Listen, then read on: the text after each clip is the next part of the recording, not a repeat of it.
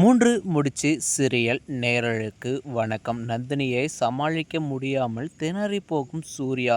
இப்போ தான் சேனலுக்கு முதல் முறை வரீங்கன்னா மறக்காமல் லைக் பண்ணிவிட்டு வாங்க. வீடியோக்குள்ளே போயிட்டு என்ன தான் நடக்குதுன்னு பார்ப்போன்னு பார்த்தா, நம்ம நந்தினி இருந்துட்டு இப்போது கருப்பசாமி கிட்ட குறி கேட்க ஆரம்பிச்சிடுறாங்க. ஏன்னா நம்ம சூர்யா சார் வெளியில் வேலை விஷயமா போனவங்க வீட்டுக்கு ஆன் டைமில் வருவாங்க. அது மட்டும் இல்லாமல் குடிச்சிட்டு திண்டாடிட்டு வரத நம்ம நந்தினி இருந்துட்டு 2 கண்ணால் பார்த்தது மட்டும் இல்லாமல், சூர்யா சார் உங்களுக்கு வாய் வார்த்தையாக எவ்வளவு தான் சொன்னாலும் நீங்கள் வந்து புரிஞ்சிக்க மாட்டீங்க.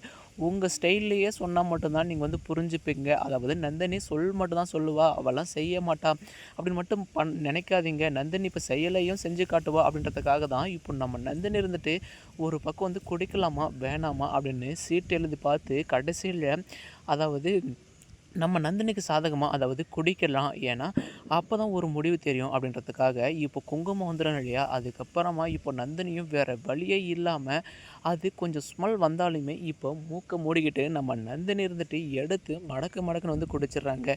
இன்னொரு பக்கம் என்ன சூர்யா சார் இவ்வளோ அன்டைமில் வரீங்க அப்படின்னு இப்போ நம்ம நந்தினி இருந்துட்டு குடிச்சு முடிச்சுட்டு சோபாவில் ஹாயாக உட்காந்து சூர்யா சார் வந்து கேள்வி கேட்பாங்க இல்லையா.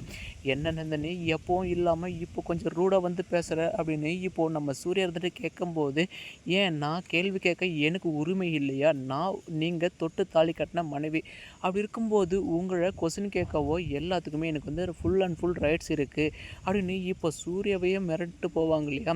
அந்த அளவுக்கு வந்துட்டு நம்ம நந்தினி இருந்துட்டு மிரட்டுவாங்க. இன்னொரு பக்கம் நந்தினி உனக்கு என்ன தான் ஆச்சு அப்படின்னு இப்போ கேட்கும்போது, எனக்கு ஒன்றும் ஆகலை அப்படின்னு இப்போ நம்ம சூர்யாவை பெட்டு மேலே அப்படியே தள்ளிவிட்டு மறுபக்கம் நம்ம நந்தினி இருந்துட்டு இந்த வீட்டில் 2ல் ஒரு முடிவு எனக்கு இது வந்து தெரிஞ்சே ஆகணும். ஏன்னா இந்த வீட்டில் எனக்கு வந்து சரியாக மரியாதையே கிடைக்கிறதில்ல அப்படின்றதுக்காக இப்போது சுந்தரவள்ளி அப்படின்ட்டு இப்போது வெளியே கூட்டிகிட்டு வந்து போவாங்க இல்லையா. அப்போது என்ன நந்தினி இருந்துட்டு இவ்வளோ சவுண்டெல்லாம் கொடுக்குறா அப்படின்ட்டு இப்போ சுரேகா, மாதவி, அசோகன் இவங்கெல்லாம் வேடிக்கை பார்த்துன்னு இருப்பாங்க இல்லையா.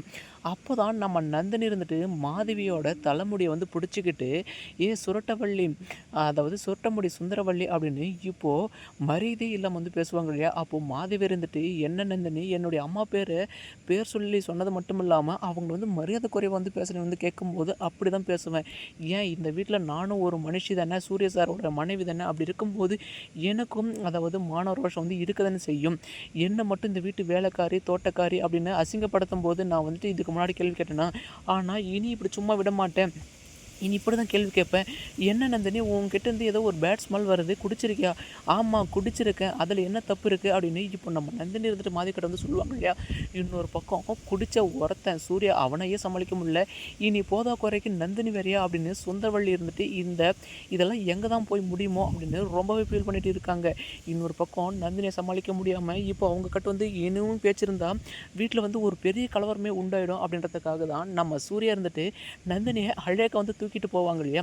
இதுக்கு அடுத்தடுத்து என்னென்ன சுவாரஸ்யமான விஷயங்கள் இன்ட்ரெஸ்ட் நடக்குது நம்ம மறக்காம சேனல் வந்து ஃபாலோ பண்ணுங்கள் ஃப்ரெண்ட்ஸ். தேங்க்யூ ஃபார் வாட்சிங்.